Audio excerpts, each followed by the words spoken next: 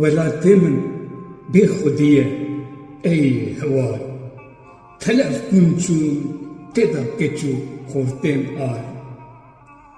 Kesek halê me da nayê ey dayê, dünya sar e, însan dinyê pirtir sar. Dünya sar e, însan dinyê pirtir sar. Parsel parsel kirin çar devletê hov, bela kirin zulm û kuştin tirs û xov.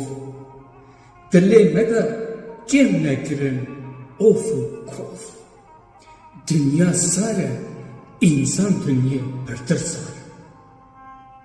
Dünya sar e, însan dinyê pirtir sar. Bûye gora şehîdê nemir her der, nav me da peydane gelê caş û ker. Sala Xwedê dozden meha dibe şer. Dünya sar e, însan dinyê pirtir sar. Dünya sar e, însan dinyê pirtir sar. Nijadperest berderiyan dur narin, goştê canê mewa kefteran xwarin. Em van deran bê evîn û bêparin.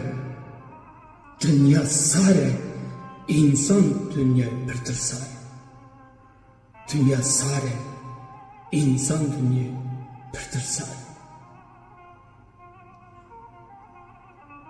Qîrîna me pere nake cem kesî, serê xwe girtiye çûye teresî.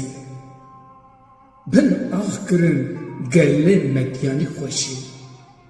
Dünya sar e, însan dinyê pirtir sar.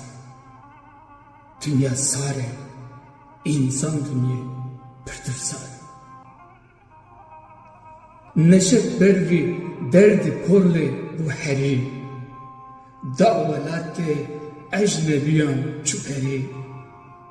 Derket ser çiriyayê bago dur nerî. Dünya sar e, însan dinyê pirtir sar. Dünya sar e, însan dinyê pirtir sar. Pirtir sar.